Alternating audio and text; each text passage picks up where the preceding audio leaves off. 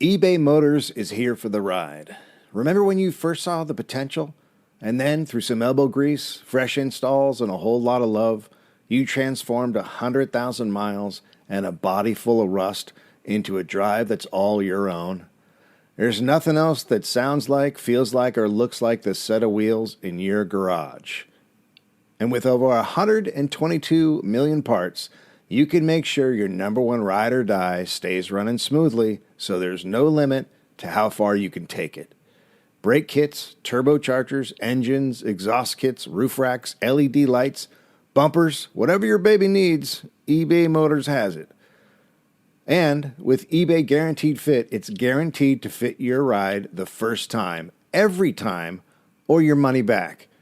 Plus, at these prices, well, you're burning rubber, not cash. Keep your ride or die alive at ebaymotors.com. Eligible items only. Exclusions apply. Hey, Max, ready? Go get the ball. No, not in the leaves. Oh, fleas. Fleas and ticks are here all year, even in the fall. But with Auto Ship from Chewy, you can keep your flea and tick protection coming on repeat. Shop now at Chewy. Okay.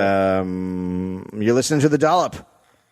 This is a bi-weekly podcast. Each week I read a story from American history to my friend Gareth Reynolds, who has no idea what the topic is going to be about. Boom! Very good. That was a good one. Boom! God, you want to hit a dude? I'll do one bottle. People say this is funny. Not Gary, Gareth. Dave, okay. Someone or something is tickling people. Is it for fun? And this is not going to become the tickling podcast. Okay. You are Queen Fakey of Made Up Town. All hail Queen Shit of Liesville. A bunch of religious virgins go to mingle And do what? pray.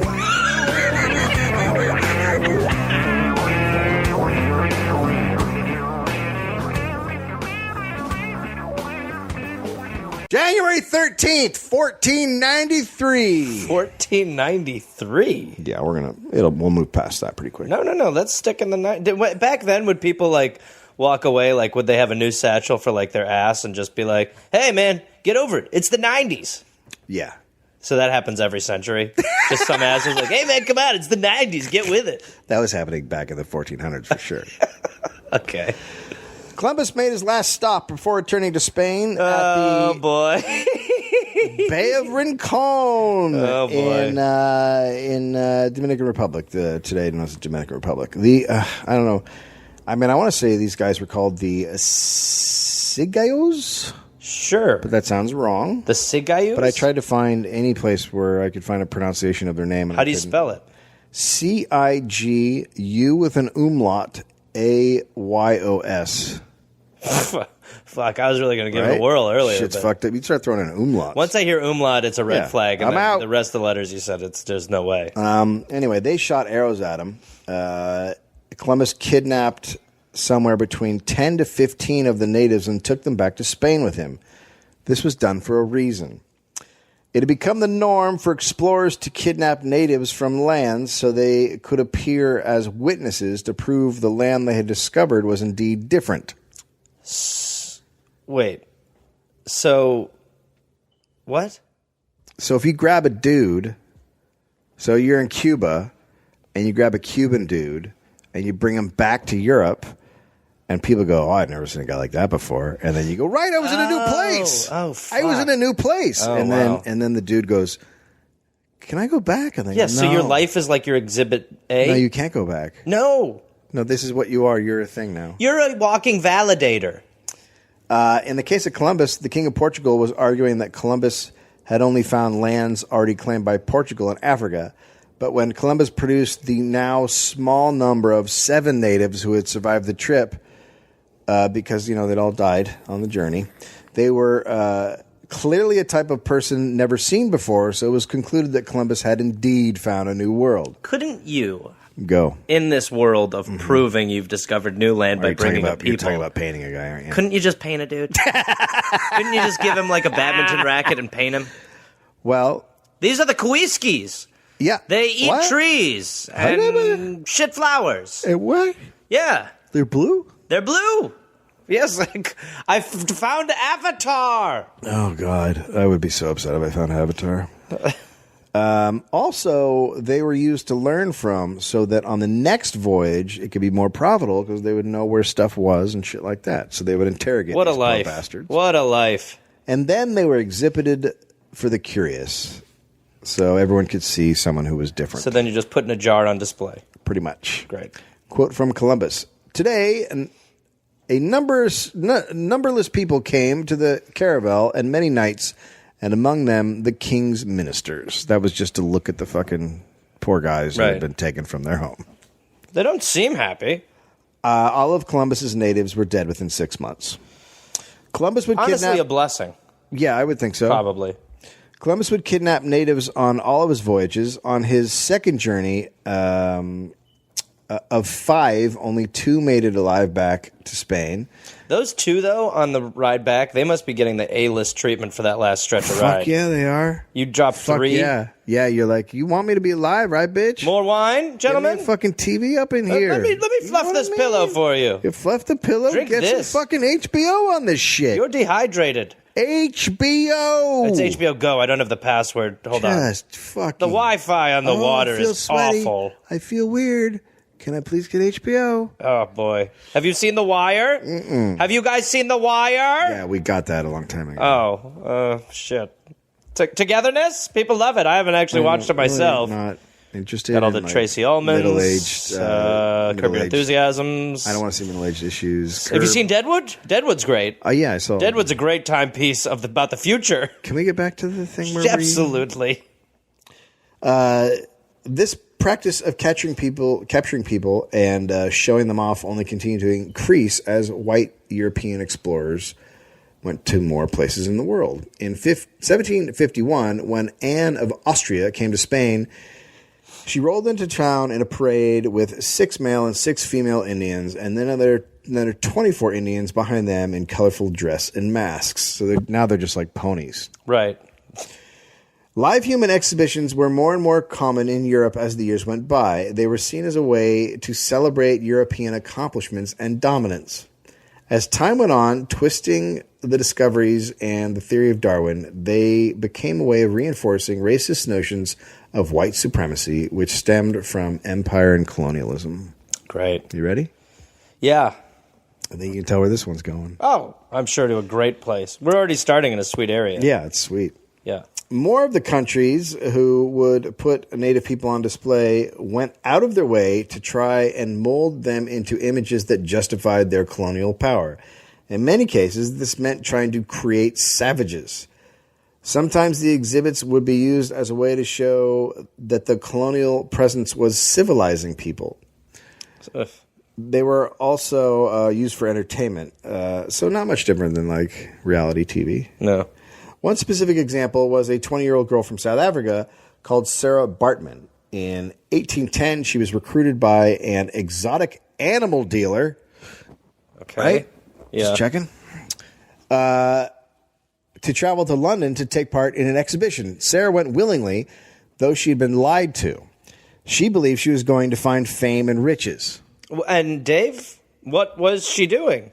Well, the dealer really wanted her for a condition she had called strepitopagia, a protuberant buttocks and an elongated labia.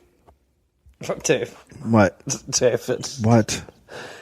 Okay, so this man, how... I mean, it's a different time. It's not an okay thing to say at any time. So... He likes it. He's a big ass man. But also he's... And a big labia man. He's a labia lad. Okay, let me ask you this. Yeah. How does one scout labias? I mean, it's hard. It's hard, but I can, you know. Pardon me, miss. How big? Are the ruffles...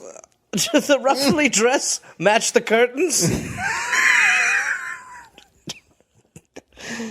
She soon found herself in London in cages at sideshow attractions. With her labia? To show off her condition, she was put in tight-fitting clothing that violated cultural norms of decency at the time. She was just Camel putting toe. on labia-revealing clothing? Camel toe pants. She had CT pants. It was camel toe time. Oh my god. Sounds like a camel foot, by the way. So that's weird. Like this happens to a lot of like young actresses come out to Hollywood and they think they're going to get a TV show, and then they just you meet a show off their producer. labia. Next thing you know, you're in a cage with tight labia pants. Right. Camel toers.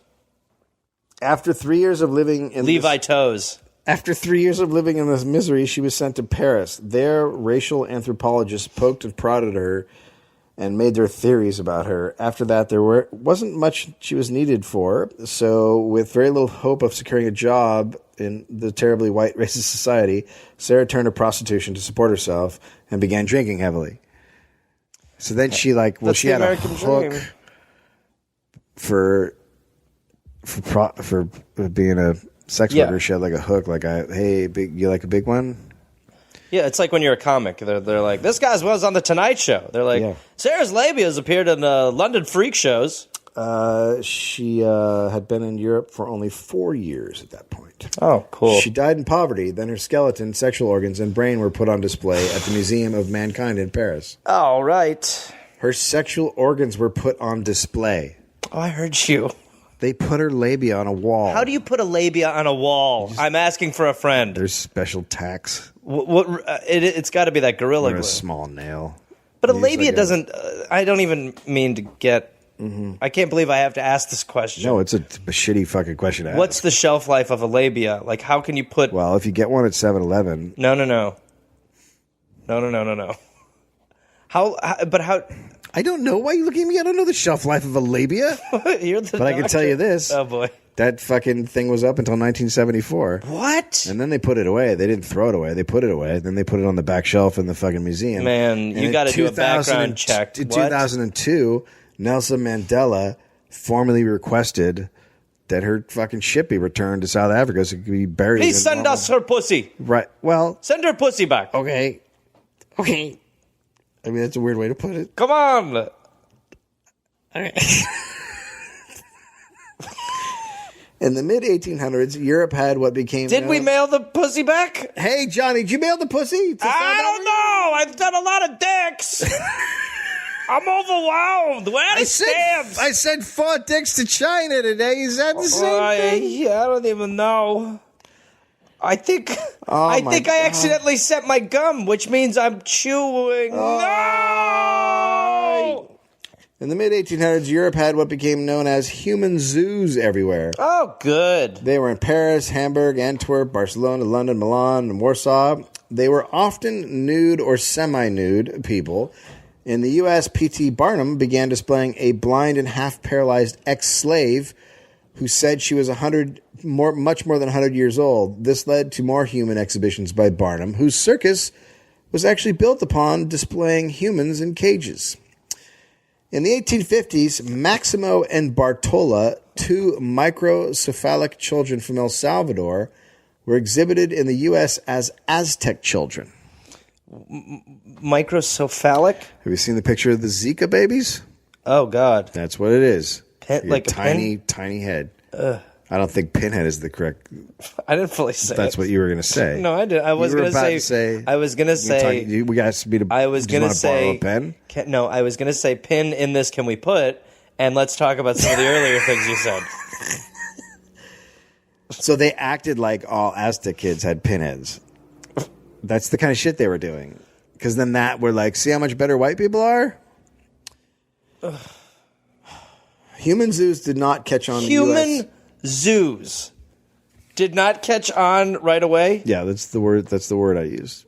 Inferring that they will catch on? Oh, yeah. Let's go. They did not catch on in the U.S. until the 1870s when imperialism kicked in. Then, peoples from all over the world were brought to the U.S. and put in cages so white Americans could pay to look at them. Sometimes, like at World's Fairs, they would recreate their so-called actual villages. They were mostly referred to as savages. These were huge attractions. At human zoos in New York, there were an average of 300,000 visitors who attended each exhibit in any city. These people all had their own journey to the U.S.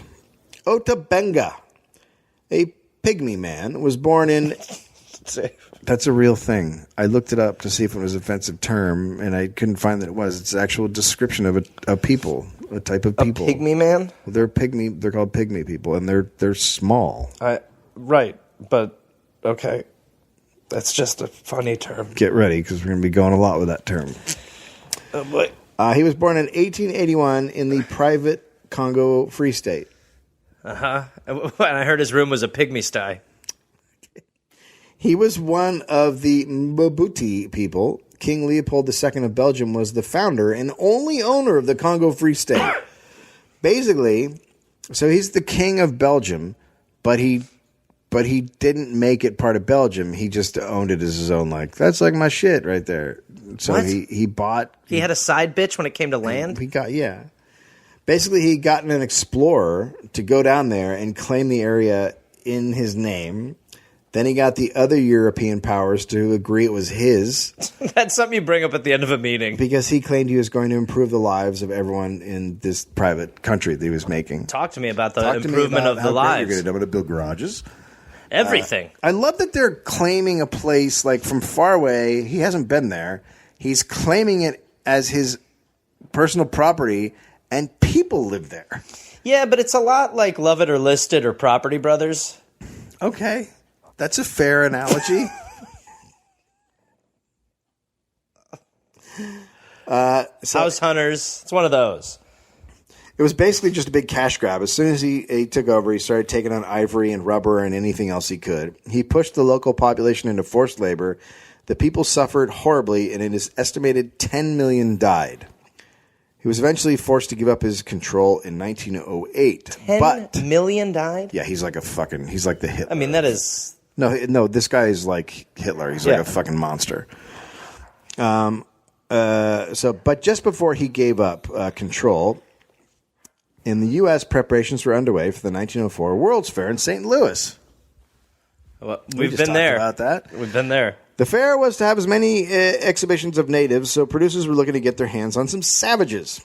Right. We've got all the natives we need. What we need are some savages. Famous African explorer Samuel Werner was one such man. He was also an avowed white supremacist from a prominent South Carolina family. Okay. Werner was commissioned as an agent by the Louisiana Purchase Exposition Company to go to Africa Interior to offer, quote, certain natives the opportunity of attending the exposition in person. I'm sorry. He's going to offer them an opportunity. But this opportunity... So you're a guy, and you live in a village, and you have just completed making your new hut right out of some of the Saharan grasses, and you have a wife and some kids, and then some guy comes up and goes, "Do you want to go to a World's Fair?" And you're like, "What are you talking about? I'm trying to make food. My hut. I just want to make food and just live finish here. my hut. Have you seen how my life is super simple? I'm totally cool with that. Let's go." So, it's going to be a good story. Trust me. Just hang in there. Hang in there. No. The fair was to have many exhibitions of natives, right? I said that. Yep. Werner was commissioned as an agent by the Louisiana Purchase Exposition Company to go to Africa Interior I did that. The want list was one pygmy. This is like a grocery list? That patriarch or chief. This is the list grocery, he got. Right. The Louisiana Purchase Exposition Company sent him a list of what they were looking for. Pygmy. So you're like, "Hey, honey, I'm coming home. Can you pick me up anything from the store?" Oh, will you get pygmies? Can you get one pygmy? Get a pygmy or two? Not too tall. I don't like the tuck. Get like a mid-size. Adorable ones. One pygmy, patriarch or chief, one adult woman, preferably his wife, 2 infants, and 4 more pygmies, preferably adult but young, but including a priestess and a priest or medicine doctors, preferably old. What? They want to mix. What are you going to make? You're going to make a salad with just lettuce? No, you get no. Don't make salads if they're humans. Oh, that's fair. Yeah, I think that's a closer point, right? The fair producer stipulated that they all volunteer to attend on their own and that they be returned home to Africa after. Sure. We can only assume Ota lived as normal a life as possible until he hit the age of 23. That's when everything went bananas. Ota was out hunting, and the story goes that he killed an elephant. Okay. Now, this part I find hard to believe because pygmies are not very big. Right. But according to him, But elephants also hate mice. That is true. So it might have freaked him out. All right, so he Okay, so kills this the elephant. pygmy's out on a hunt one day, and he kills an enormous 2-ton beast. Right. Then he returned to his village to tell them all the good news, only to find there was no more village. Everyone had been killed by the force publique, the militia King Leopold had created to help force natives into labor. Ota's wife and children had been murdered. They were just two of the many victims of Leopold's campaign of terror, quote, against evolutionary inferior natives. They did not kill Ota, however. He was captured and then sold into slavery. We do not know exactly what was holding him, either another tribe or possibly Leopold's forces. Werner saw Ota as at a slave market and, quote, pulled the pygmy's lips apart to examine the teeth. He was elated. Oh, God. What? To find the teeth were filed to sharp points, proving the little man was one of those he was commissioned to bring back. So the What, a vampire pygmy? These pygmies sharpen their teeth. Because they're at such a disadvantage? I don't know. It's just what they think is It was a tribal thing that they do. Sure. So he bought him for a pound of salt and a bolt of cloth. Well, as long as you're getting something for him, who doesn't need more cloth and salt? Later, That's the value of a life. I agree. I'm not disagreeing with Little you. Mortons in a rag. Little Mortons in a rag. Yeah. Plenty for a human life. Could you imagine someone buys you and you see them hand over some salt? And Oh, that's not for you. I owed him that. I'll write him a check later. Now get in the van, you sharp-toothed pygmy. Later in a Harper's Weekly article, Werner said that Ota was held captive by the Bashili, who he claimed were cannibals. Quote, he was delighted to come with us, for he was many miles from his people, and the Bashili were not easy masters. He was excited to just recently shake his family. But he also told the Columbus Dispatch a different story, saying he was waiting for his ship to come in when he spotted Ota, along with a few members of his tribe. He said he made arrangements with a chief to take Ota with him. Quote, he was willing and even anxious to go with me. Oh, please, can I go? For the memory of his awful escape from the hungry cannibals had not been forgotten by him. I won't be able to shake my old nightmares until I have new ones. To a third news outlet, Come on, said have two stories. that Ota had been captured by war enemies of his tribe who were then defeated by Belgian troops. It was the Belgians who held Ota. Werner, in this version, said Ota wanted to travel with him because Werner, quote, wanted to employ pygmies. It's all about jobs, man. Shit always comes back to jobs. Hey, you want a job? Yeah, that's it. That's what this Sure. is. No, they always say you want to see it in the private and pygmy sector. That's right. He continued through his life to create even more versions of how he got Ota. Who needs one? They all contain the claims that he was held by cannibals and wanted to come with him. Either way, once he secured Ota, Werner asked the St. Louis World's Fair to send a PR statement to daily, weekly, and monthly publications to spread the news of his fantastic pygmy situation. Ugh. Get it out there, man. Get some PR in the papers. I got my pygmy.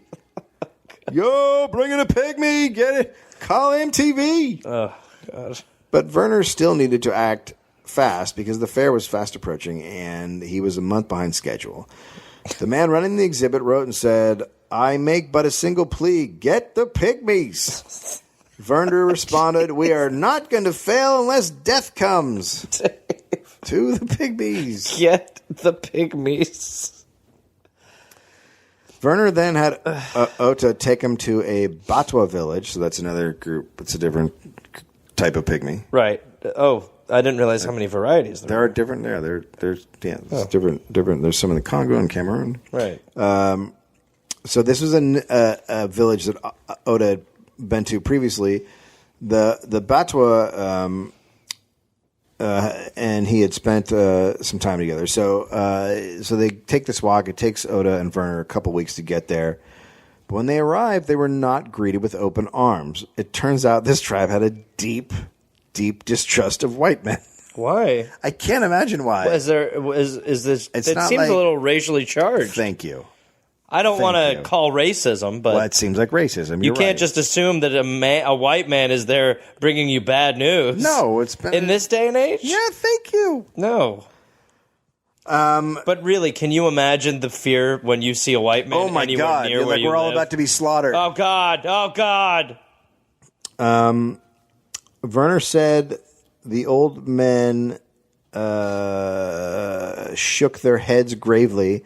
The women howled through the night, and the medicine men violently opposed his idea to take some of them to the U.S. Werner found he could not I like that he's recruit- pitching honestly. I know, right? I mean, you could say anywhere. Werner could... St. Louis. That's right. You're going to St. Louis. Yeah, see the arch. Yeah, see the big arch. Werner found he could not recruit any of the tribesmen, but then Ota spoke up. He said that Werner had saved his life and kept him out of slavery. He told them he was interested in finding out about Werner's world, and Werner offered salt. You should see the salt. I mean, if they just had salt, none of this would have happened. In the end, 8 Batwa decided to join Werner Wow. and Ota and go to America.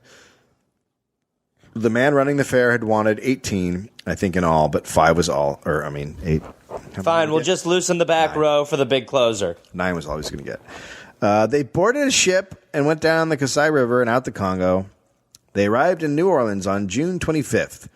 Based on the passengers' ship list, we know the youngest pygmy was 12 and another was 14. Werner caught malaria on the trip and was unable to make the journey with them. He was unloaded from the boat on a stretcher and taken to a sanitarium. Although another man on the ship said Werner didn't have malaria but was, quote, cracked. Cracked as in he lost it? Yeah, it sounds like he went batshit crazy. Well, I think a life of being a pygmy talent scout will drive you to a brink. I imagine him just running around the ship going, woohoo, pygmies, woohoo, pygmies. You know woo, what? Should we drop him off? What do you guys think? Maybe up here on the right? So, fair officials had to send for someone down to pick up the pygmies and bring them to the fair. It really is. It's getting to the point where it's the charm is almost rubbed off. Yeah. Where I've almost started to not find it crazy when you say about the pygmy pickups. Yeah. Like they're puppies. No, it's true. But they are. I'm almost They're there. people. You've almost beaten it out of They're me. small humans. Yeah. Though he hadn't. By the way, I could see a pygmy trend still taking foot in Japan or there's- something like that. Easily. Like you have them on a keychain or something. Easily. Though Werner hadn't gotten the infants or the medicine man or anything from the menu, the pygmies were an instant hit at the fair. Hey, who needs them? A local newspaper wrote, quote, "Pygmies demand a monkey diet." Gentlemen from South Africa at the fair likely to prove troublesome in matter of food. And another, "Pygmies scorn cash, demand watermelons." Okay, so if I can read through the terrible tabloidness, Okay. I'm guessing the pygmies are really hungry. Oh, God. Starving? And they're surrounded by racists. But they have to be hungry if they're demanding watermelon. When recovered, Werner did the rounds, talking to newspapers, and claimed Ota was, quote, "the only genuine cannibal in America today." Quite a claim. Ota was especially popular with fairgoers. Everyone wanted to see his sharp teeth. They charged for photos, so he learned that he could charge 5 cents to show people his teeth. Okay. So he's figuring shit out. Sure. He's already getting America. Yeah. Does he grow up to be Donald Trump? Yes. Okay. W.J. McGee of the Anthropology Department at the St. Louis World's Fair was in charge of the exhibitions. This was purely a scientific endeavor for him. He wanted the exhibit to, quote, "be exhaustively scientific in his demonstration of the stages of human evolution." Therefore, he required the darkest blacks to set off against dominant whites and members of the lowest known culture to contrast with its highest culmination. So pretty standard science. What? He's comparing whites against blacks. And He just wants- He's showing that the blacks are, Darker? and darker and smaller. Ota was very popular exhibit, as I said. An article in Scientific America read, "The personal appearance, characteristic and traits of the Congo pygmies, small ape-like elfish creatures, furtive and mischievous, they closely parallel the brownies and goblins of our fairy tales. Okay, so They live in the dense, tangled forests in absolute savagery. Dave. And while they exhibit many ape-like features in their bodies, they possess a certain alertness which appears to make them more intelligent than other Negroes. Oh God. The existence... I mean, they goes really on. they are marketing them as an Ewok. Yeah. Okay. That's pretty much what they're doing. The existence of the pygmies is of the rudest. They do not practice agriculture and keep no domestic animals. They live by means of hunting and snaring, eking this out by means of thieving from the big Negroes on the outskirts of whose tribes they usually establish their little colonies. What? This is They have seemingly become acquainted with metal only through contact with superior beings. Oh my God! So they are Martians. This is a magazine that I subscribe to, Scientific American. Oh, well, it might be time to give I a feel call. like I think that someone should talk to the editor. That's Scientific American. It's not fair. I mean, they are. I mean, can we just agree that our country should have been murdered? yeah, for sure. Ota and his fellow pygmies were stared at and laughed at by the fairgoers. Some came with the intent to fight them. What the fuck? Who? God damn it! It's almost like the World's Fair is really a biggest asshole. Jimmy, you want to go to the fair? Yeah, of course. All right, let's go to the fair, get some popcorn and shit. Also, I want to fucking beat the shit out of these little pygmy guys. I can't wait. Did you hear about the pygmies? Yeah, they're little. Let's go fuck them up. Let's stamp on them. You want to see my fist hit a fucking pygmy guy? More than anything. Jesus Christ, I love the fair. Punch him right in his sharpened teeth. Often it was difficult to keep the pygmies from being torn apart. The crowds repeatedly would push and grab at the Africans. Their guards would have a difficult time getting them out of the exhibition to safety. So new guards, new system is what we should be setting up. Often the police had to be called. What the fuck? Then fuck, we got another riot at the pygmy camp. Jesus Christ. What's going on, the boys? There's a football team down there trying to tear them apart. Another round of pygmies got ruined. Why are they trying to tear them apart? Well, they're smaller. You know they're brown people. You know they get. It's exciting to see them, and anything you see, you want to treat like bunnies. On July 28th, they were performing, and the crowd turned into an insane mob trying to get at them. The 1st Illinois Regiment had to be called out to gain control. The fucking military, because people just wanted to smash them. I will say, though, this show must have been really something. It must have been a good show. I mean, I don't know what they're doing, but my God, to get people... that fired up. Yeah, to turn that crowd into a bunch of believers. That's like Trump. It is, yeah. Trump is the pygmy of today's. You've always said that. Always said it. Not grammatically appropriate. No, but still, you've always said it, so you got to stick to it. And while the pygmies were at the fair, they were studied by scientists. The scientists were trying to answer questions like, quote, why can you do this legally? how did the barbaric races compare with intellectually defective Caucasians? And also, how quickly would they respond to pain? Oh, God. After giving them the intelligence tests, the scientists conclude the pygmies, quote, behaved a good deal in the same way as a mentally deficient person, making many stupid errors and taking an enormous amount of time. Because they didn't speak English. Making stupid errors. You know, they'll make stupid errors. I keep telling the guy, put the cap on the bottle. And He doesn't picks it up and he throws it. He still can't get his apples and bananas straight. He really is a little idiot. How does everyone not speak Adorable, though. our language? Just absolutely the adorable. fact that he doesn't speak English makes him a moron. He's stupid. And by the way, he's not picking it up very fast. When the fair concluded, Werner was given the gold medal in anthropology for his pygmy exhibit. Just stealing people? Bringing home the gold. What are you talking about? It's an event. Yeah. He made... Boy, as a pygmy watching like that acceptance speech, being like, huh? What the fuck? Wait. I came here and all these motherfuckers Feels trying like to he's kill winning me. something. And then this fucking asshole is... So many people to thank. Oh, and I almost forgot the most important person. My wife, Barbara. King Leopold. Without this, none of this could have happened. None of this. But true to his word, Werner brought Ota and the other pygmies back to the Congo. Ota quickly remarried, but the marriage didn't last long. Because of the ego on him. Soon after they got married, his wife was bitten. I was playing to 500 people a night, baby. Nobody puts Ota in the corner. Soon after they were married, she was bitten by a snake and died. Oh, that's tough. How's it going? Wish I'd known that fact was creeping around the corner. At this point, he had no clan and no family. Everyone had been killed. The rest of his tribe didn't want to have anything to do with him. Because he was all Hollywood. He was wearing sunglasses now. Well, they said he was a warlock because he had gone to live with the white man. Oh, God. And lived. And whites were feared and admired. They could do things with technology that the Africans were scared of, like recording voices on Edison phonographs. Right. The Pygmies thought the recordings were stealing their souls. So just because Ota had gone to live with the white man, he was no longer trusted. So it's all coming up great for Ota. It's great. It's like when you... The white man doesn't want him on display anymore, and his own tribe He's being treated the way a little bird is when it falls out of the nest. Yes, he They're really like, no, is. you can't come back here. No. You smell like a fucking You smell white like human. guy. You smell like a white guy. You smell like a white guy. Not a bad policy to have. Now, at this point, there are different viewpoints of what happened.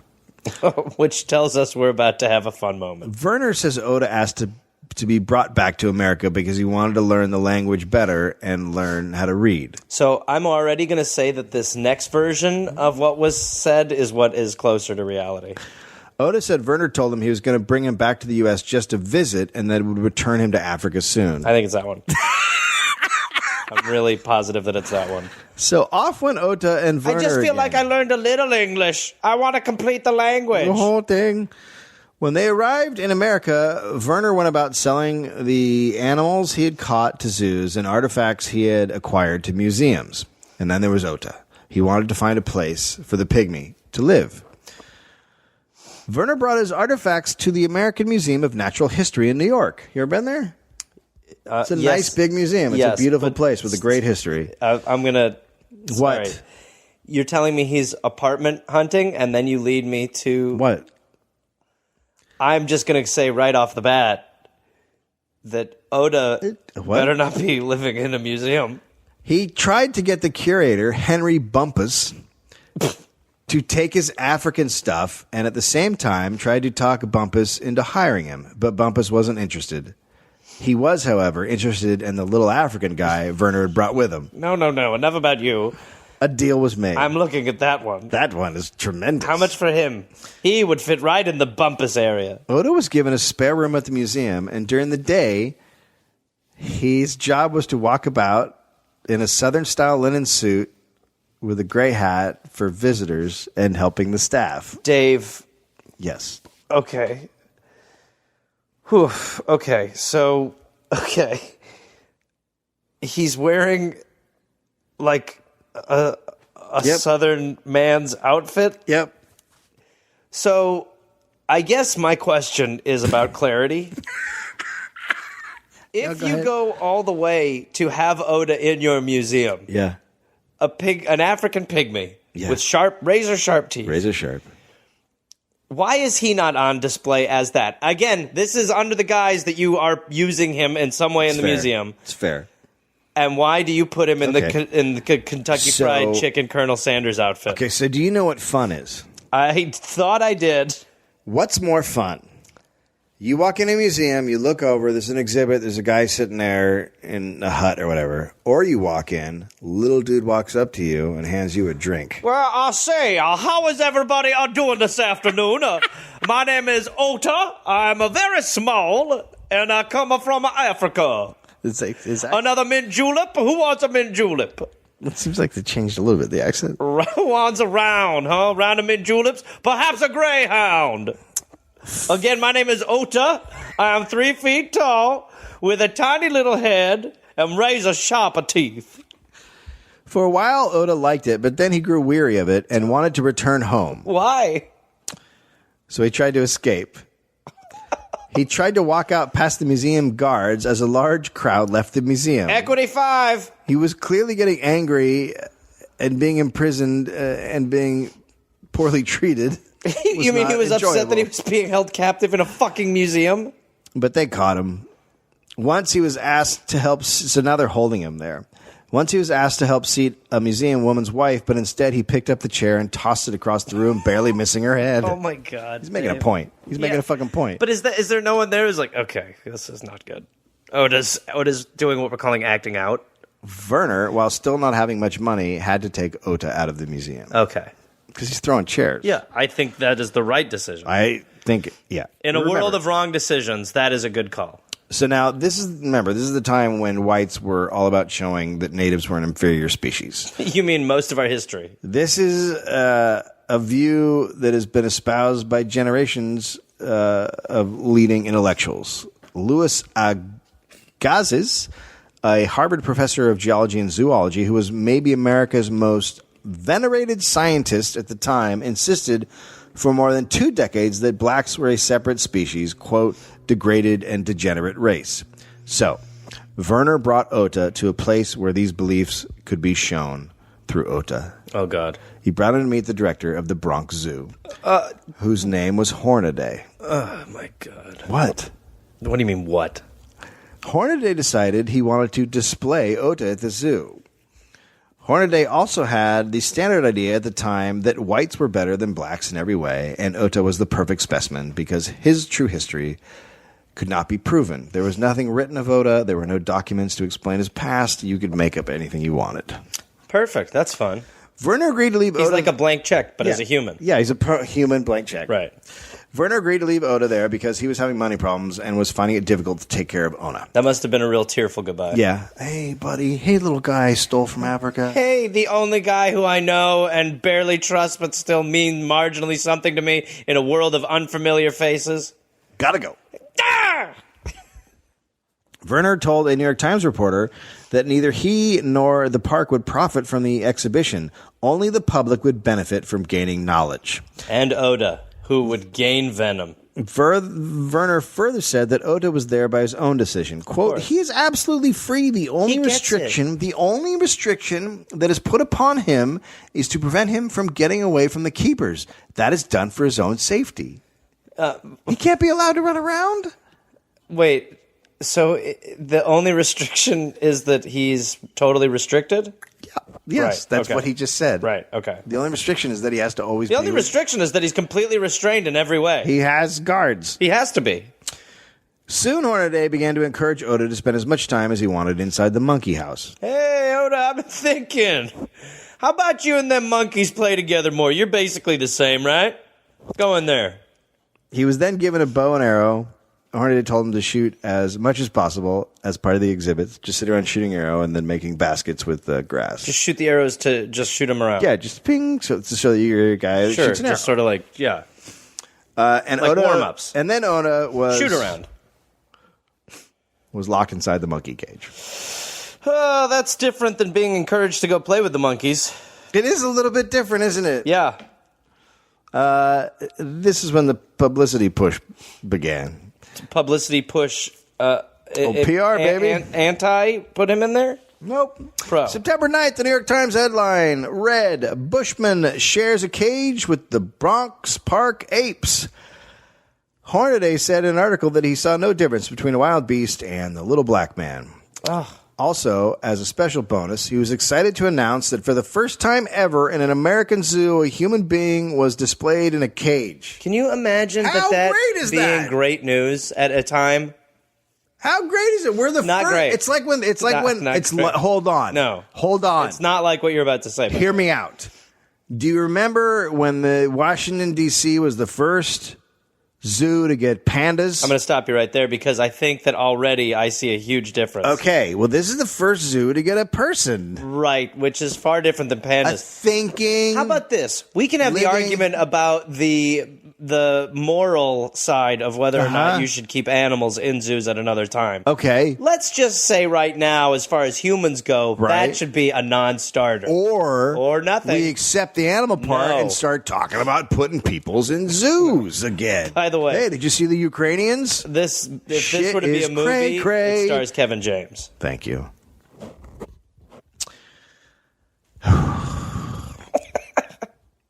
And just so Ota wouldn't be lonely, Hornaday put some friends in the cage with him. I can't fucking wait. A parrot and an orangutan named Dohong. Dave. Right? Life's the worst. Right? Dohong was known for performing. Dohong Was known for performing tricks and mimicking humans, so maybe they had a great time together. Yeah, they both mimic behavior they've seen trying to get out. Crowds of 500 daily would stand there watching Ota in his cage, but Ota would often just sit quietly on a stool, glaring through the bars. He ain't doing much.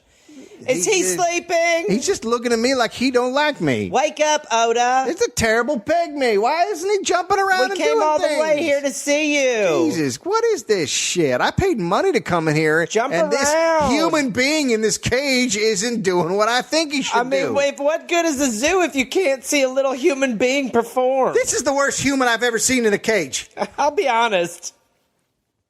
Thankfully, so that Christians would not be offended, Ota would not be exhibited on Sundays. Oh, that's very nice. I bet you Ota looked forward to those days. What about, as a Christian, you don't put a human in a zoo? Sundays, deal. Okay.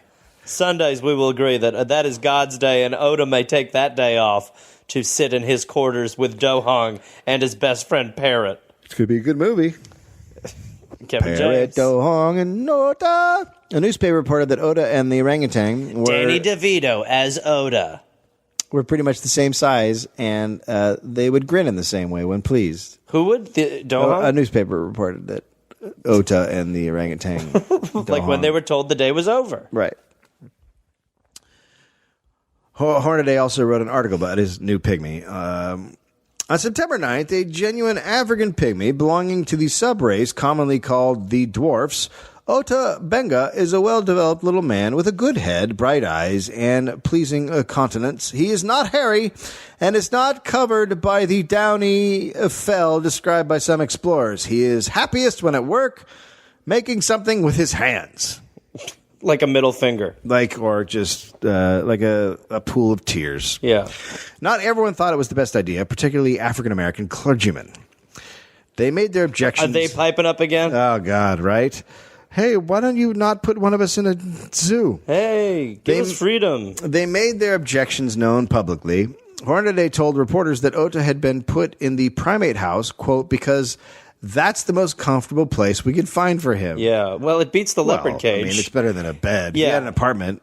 Would you want an apartment when you could live in a monkey cage? They do make a good point that as far as the zoo goes, it's probably one of his better places he wouldn't to work go. with the hippos. Yeah, well, he's not going to go to the lions. peacock cage. Right. Exactly, yeah. Right. Yeah. That's true. I mean, we'd all love to see Ota in the hippo area. Yeah. Just for a larf. But he would probably be eaten by the hippos. Yes. This way, He can stay alive and talk to a parrot. His only friend. A repeating bird. a Reverend Gordon responded that if that was the case, he could put Ota in an orphanage for black children where he would be very comfortable. I'm not seeing the point. A newspaper quoted Werner as saying, if Ota Benga is in a cage, he is only there to look after the animals. If there is a notice on the cage, it is only put there to avoid answering the questions that are asked about him. The New York Times was also not on board with the weird criticism of the black clergyman. Yeah, now that I'm thinking about it, it really is a fucked up criticism. Right? Yeah. I mean, it's a person in a cage. What's the big deal? Yeah. And the truth is, you can't put a man in a cage for this long and then put him in an orphanage and expect him to be normal. Thank you. Yeah.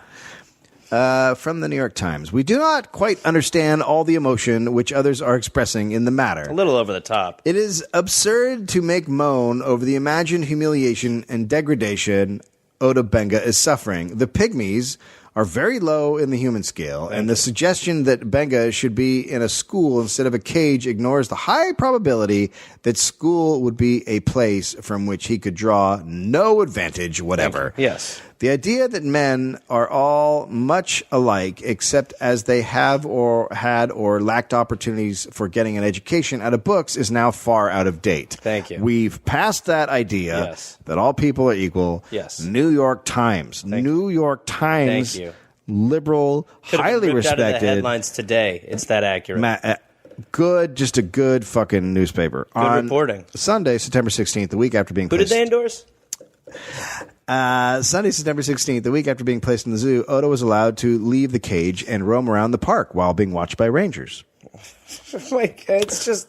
On that day... That's not... I mean... On that day, 40,000 people came to the zoo. Oh, shit. Wait a minute, Dave. As he walked around, a huge crowd followed him. Oh, my God, it's Ota.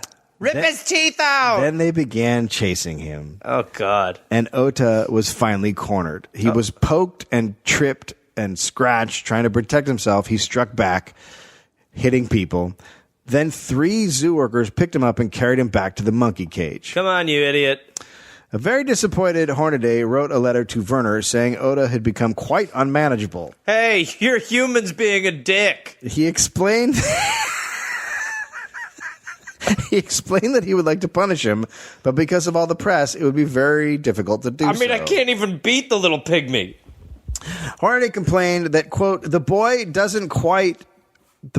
quite as he pleases and is utterly impossible to control him. You know, he doesn't understand this whole zoo concept. He's not getting that he should be in a cage He's enjoying a real himself. Asshole. Even the parrot's saying weird He's shit. our worst monkey.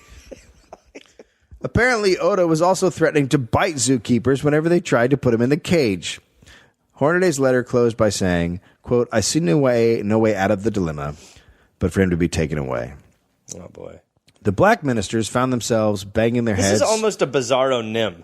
It's fucking insane. Yeah. The black ministers found themselves banging their heads against total indifference. On the other side were the New York newspapers, scientists, public officials, and ordinary citizens. They all loved Ota in the zoo. By the end of September, more than 220,000 people had visited the zoo to see the pygmy. Hornaday was so happy by the attendance figures that he began making plans to keep Ota on display through the spring. He also was enjoying all of the requests for photos and interviews for himself. Ugh, that's always the worst. Yeah, I'm Ota's best friend. Look at him. Ota and I are best friends. We're as close as two, one human and one arguable half-humanling can be. His zoo imprisonment got national and global headlines, though most were against his treatment. Oh, what? The Chicago Tribune wrote, Tiny Savage sees New York sneers. For black people in America, the treatment of Ota was a brutal reminder of how they were viewed by white Americans.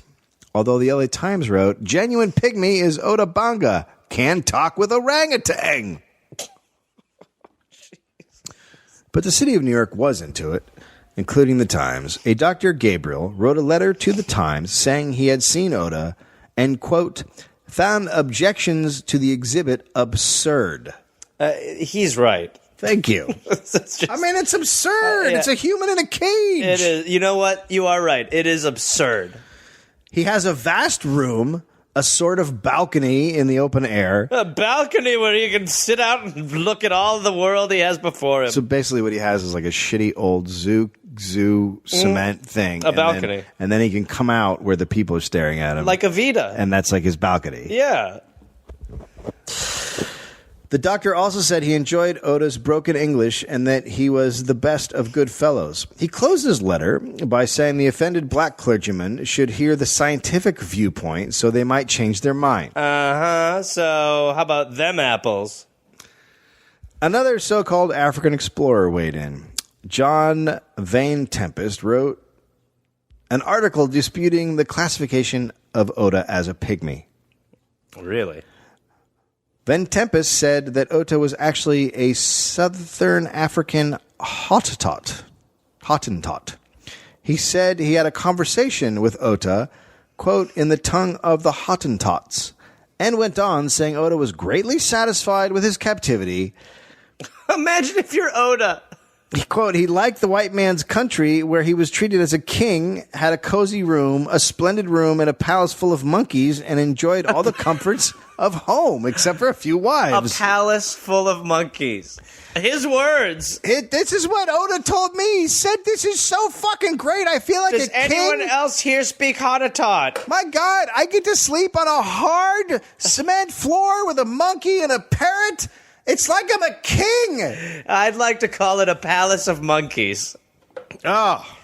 But I didn't know I could live in a palace of monkeys. So all you need to do is just find somebody who says they communicate with him, and nobody can corroborate that because nobody can communicate with him. Yeah, that's pretty much where we are.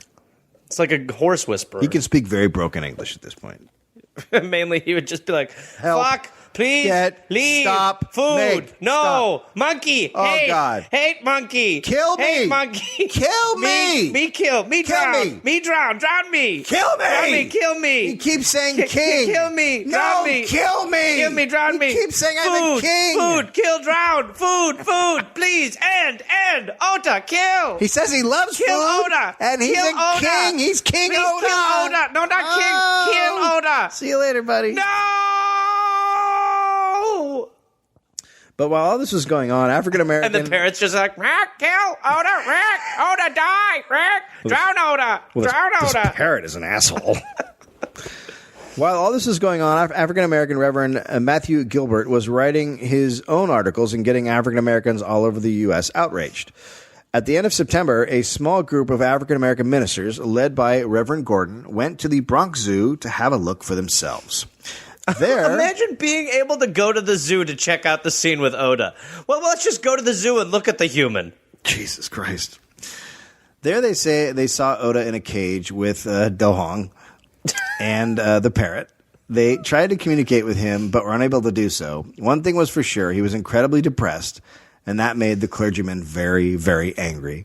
Outside of the cage was a sign.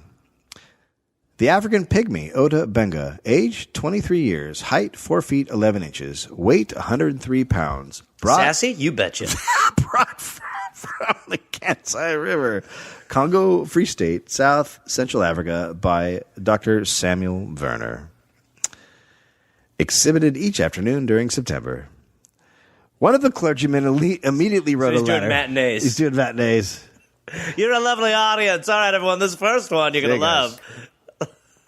One of the clergymen wrote a letter. We are frank enough to say we do not like this exhibition of one of our own race with the monkeys.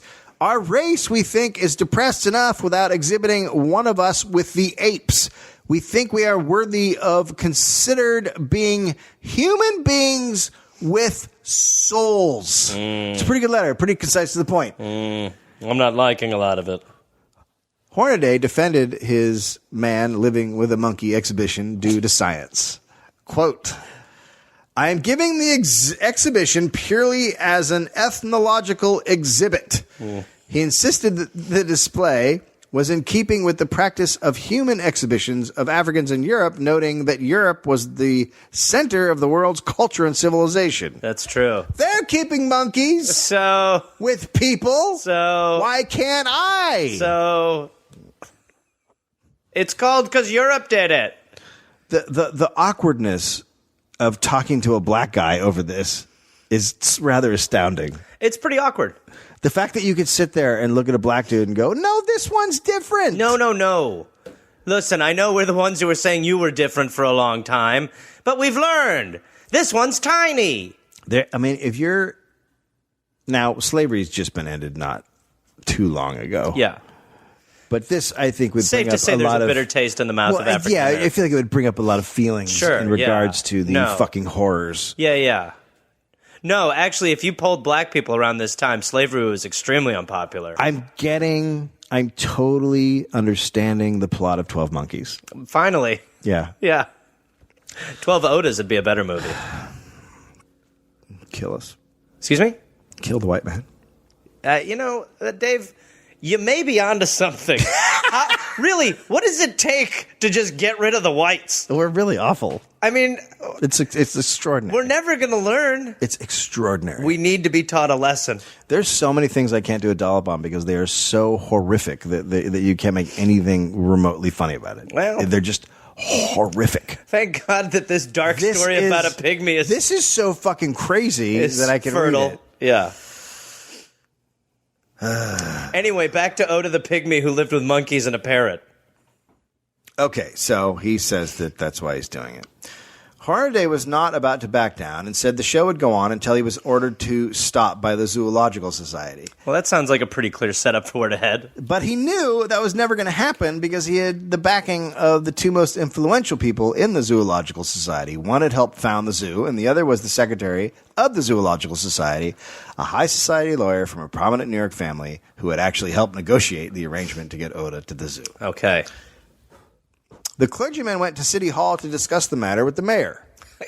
It's just quite a level to float to on whether or not a pygmy should be in a monkey cage. I love the idea that there are now, like, Serious let's say 12 ministers, black ministers coming in. We would like to have a talk to the mayor about the fact that there is a human in a cage at the zoo. So some people are being real dicks about it. But they couldn't get past the mayor's secretary.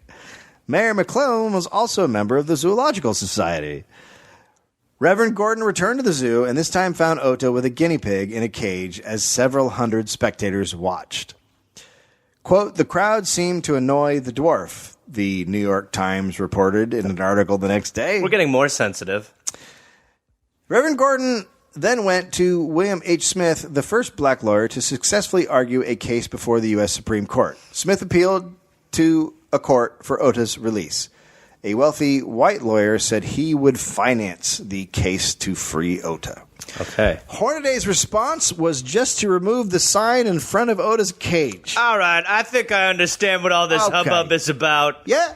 How about... Let's meet in the middle. I'll meet you halfway, okay? I'm going to take the sign out that all says right, what he that's is. it. Free of charge, sign down, done. Sign You're right here. welcome. Feel free Deal to done. drop your case Deal now. done. Sign taken down. I know what's really hurting. Spectators continued to flock to the zoo. Due to the mounting protests, a city controller was sent down to inspect the situation. His report said that he found Ota in a khaki suit and gray cap, and that he wasn't much different than other blacks living in New York. He didn't think Ota's intellect was stunted, and he didn't think Ota could talk with the monkeys. He did? Didn't.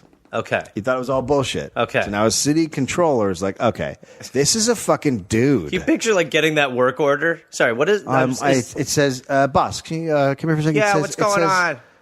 It says right here... Go down there and see if this black kid is a monkey or not. I'll see ya! what are you talking about? Take care, I got a dinner.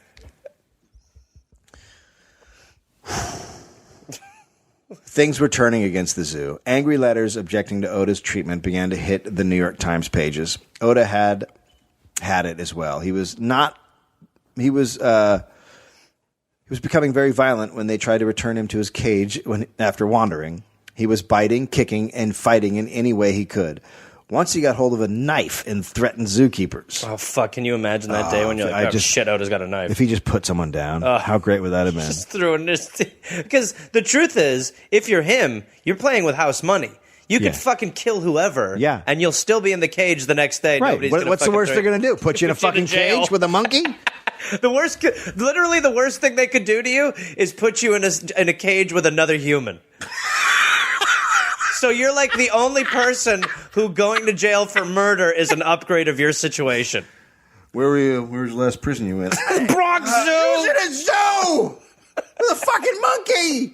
Just talk to me. I want to hear your voice. Just talk to me. Ota no like zoo. So there's angry letters coming. Ota's had it. He's biting. He's kicking. Hornaday was also becoming upset with the large mob that would chase Ota around the grounds every time he was released to walk about the place. And he wrote a letter to Werner. Quote, the boy must either leave here immediately or be confined. Without you, he is very unruly and savage. Well, yeah. I wonder why. I can't figure it out. Because Werner had no money, he couldn't help Ota. Reverend Gordon said he would take him, but Hornaday wouldn't give him to the Reverend unless he agreed to return him back to Werner whenever he asked. Gordon refused. Werner and Hornaday agreed it was best for Ota to stay at the zoo. You guys have just come together and made a great good call. At this point, the press was getting so bad that even in the South, they were mocking New York for its treatment of Ota. Wow. Louisiana, that is shocking. That is right. Yep. When the South is like, you're kind of racist. A Louisiana newspaper wrote, quote, "A northern outrage. Yes, in the sacred city of New York, where almost daily mobs find exciting sport in chasing Negroes through a zoo without much being said about it." Well, when you put it like that, It does sound a little fucked up. it sounds kind of fucked up. When you write down what's happening on a page, When you it give starts it to a sound log weird. line, Right? yeah. But it has a good topic sentence. Finally, in late September, after 20 days in the zoo, Ota was escorted out by Werner. No reporters were told. He quietly walked out and was taken to the Howard Colored Orphanage Asylum in Brooklyn. It was run by Reverend Gordon. Gordon said he was given his own room to do as he wants, including smoking. There, they began teaching Ota to read, but all he really wanted to do was go home to Africa. In 1910, Gordon sent Ota to live with a family in Lynchburg, Virginia. The family had 7 kids. He also had Ota's teeth capped and bought him American-style clothes for the first time. I have to say, Yeah. as horrible as this is, Yeah. it is amazing that he gets caps. Hey, what do you like? He's got these big Veneers. fucking He's got these white big chompers fucking, now. yeah. How you doing, everybody? Also, he's got Matt Damon teeth. yeah. So he was being tutored to help him speak better English, and he started attending. All he wants to learn is "fuck you" in English. Right. How do I say cunt? He keeps trying to learn "cunt," and I'm trying to not teach him it. He attended the Lynchburg Theological Seminary and College. He taught local boys how to hunt and told them stories of hunting elephants in his homeland. Sometimes he would build a bonfire and dance around it, performing an ancient ritual of his people. When he felt he had learned enough English, he stopped going to school and started working at a tobacco factory. There he excelled because he didn't have to use a ladder to get the tobacco leaves. He would just climb up a pole. He would tell his life story for sandwiches and beer. Wow. Oh, my God. He still wanted to go home, though. That's all he wanted. Then World War I began. Because passenger ships were being attacked, there was no way for him to get home. Ota began to lose interest in hunting and fishing. He was becoming withdrawn. He became obsessed with going home and was often found just sitting alone under a tree. Then one night, Ota chipped all the caps off his teeth and shot himself in the heart. 10 years after having been brought to America. He was just 32 years old. Oh, my God. Human zoos slowly became less popular as the 1900s moved on, eventually going away in the 30s. One study estimated that more than 25,000 indigenous people were brought to fairs around the world between 1880 and 1930. Freak shows endured, though with much less blatant racism than the human zoo. Though in 2002... No. Baka pygmies were brought and exhibited in Belgium. The public was outraged. Right now in India, on the Andaman Islands, Andamanese girls are being used in a sort of human zoo to attract tourists. Originally, the plan was to literally build a human zoo, but now the Andamanese are just forced to dance for tourists while naked. In return for dancing, they are given food. A very dark-skinned Jarawa tribal women are often tossed bananas from cars after they dance. That's happening in India right now. That's the thing that's happening. Jesus Christ. Everybody feel good? What's so crazy is it's just not far enough away. It's not. That's just it. It's too recent. It is. It's too fuck. That's 100 years you ago. can't you can't trust us. No, not for a fucking second. And then you hear the shit that like Donald Trump is saying about Muslims, and you go, we're always so fucking close to being barbaric. Yeah, fucking barbaric. Now, how about this twist? Could we make a zoo where Donald Trump is on display? Oh, now now have I actually taken the human zoo pendulum he's just there and swung it in the other direction? And here's all I want to do is make America great again. Get me out of this cage. But here's a scientific way of looking at that. Okay, this is for science. Yes. What happens when you put a megalomaniacal man in a zoo, in a cage? What happens? What happens to pure narcissism when it's enclosed in a cage with a sloth. What is that? You know, like the orangutan's going to start doing his hair funny. God, that'd be great. Let's put Donald Trump. The orangutan just keeps signing you're fired. Why can't we put him in a zoo? My running mate is Dohangi, the orangutan. Obviously, head of my cabinet would be the parrot. Squarespace. We just want to make the zoo great again. Squarespace is like, what? Squarespace. What are you talking about? Squarespace is like, so can we... Sorry. One of the guys sorry. listened to the podcast once. I don't... Actually, we're folding the company now. Yeah, sorry. That was a fucked up podcast. We're actually going to do round spaces now, we decided. All right. Well, shit. Great. Sorry that took so long. Oh, well, listen, it could be worse. I could be Ota. You can catch us on Twitter at the Dollop. We are on Facebook now. We have a subreddit, Dollop subreddit. He needs a drink. We got an Instagram, Dollop Podcast. Wow. We are. Yeah. Let's get out of here. Calling on Gareth Force. This is Gareth, part of the bad boys of this podcast. Listen, go to GarethReynolds.com for tickets and information about these shows I'm about to mention. Also, go follow me on Instagram or any of that stuff at Reynolds Gareth. But I'm going on the road. I will be in Greenwood Village, Colorado, September 12th through the 14th at Comedy Works. San Diego, September 18th. Bakersfield, September 20th. Manchester, Connecticut, September 24th. Albany, New York, September 25th. Syracuse, New York, September 26th. Ontario, California, October 2nd, Tempe, Arizona, October 3rd. I'll be at Helium in Portland, November 1st through the 3rd. Then I will be in Eugene, Oregon, November 4th, and Bend, Oregon, November 5th. 2 shows, November 6th in Seattle. One of them is close to selling out or sold out, so we added a second. November 7th, I'll be in Vancouver, British Columbia. Then you can see me on New Year's Eve in Austin, Texas at the Great Cap City Comedy. Like I said, that's New Year's Eve. Go to GarethReynolds.com for tickets and information. Be part of the Gareth Force. At Reynolds Gareth, GarethReynolds.com. That's where you can get all your stuff. Gareth Force, join me. Love you. Marry me. From cozy breakfast nooks to formal dining areas, Ashley has versatile dining options starting at just $499.99. And for a limited time only, you can receive a $250 mattress credit with the purchase of any 6-piece bedroom set. Plus, get 60 months special financing on select in-store purchases made with your Ashley Advantage Synchrony credit card. Shop and save today, only at Ashley. Subject to credit approval. Minimum monthly payments required. No minimum purchase required. See ashley.com for details.